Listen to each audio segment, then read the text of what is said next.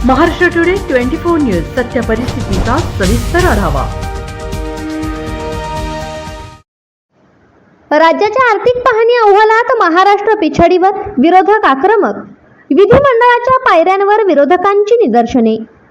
पावसाळी अधिवेशनाच्या दुसऱ्या दिवशी विधिमंडळ परिसरात विरोधी पक्ष आक्रमक झाले।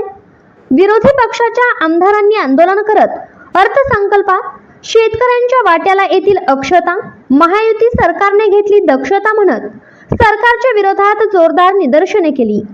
मुंबई येथे विधिमंडळाच्या पायऱ्यांवर आघाडीच्या आमदारांनी जोरदार निदर्शने केले। महाराष्ट्र दरडोई उत्पन्नात 6व्या क्रमांकावर गेला आहे। गुजरात महाराष्ट्राच्या पुढे गेला आहे। कृषी व संलग्न क्षेत्राचा विकास दर 2.50% जास्त घटला। सेवा क्षेत्रातील विकास दर 4.2% घटला आहे।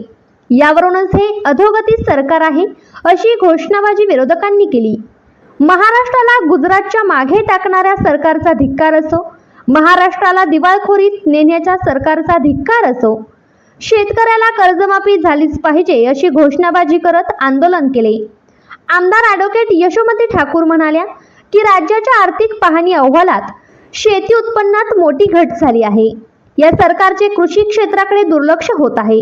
आज गुजरात महाराष्ट्राच्या पुढे गेला, हेच महायुती सरकारचे अपयश असल्याचे ॲडव्होकेट यशोमती ठाकूर यांनी स्पष्ट केले। स्पेशल रिपोर्ट विक्रम ढोके।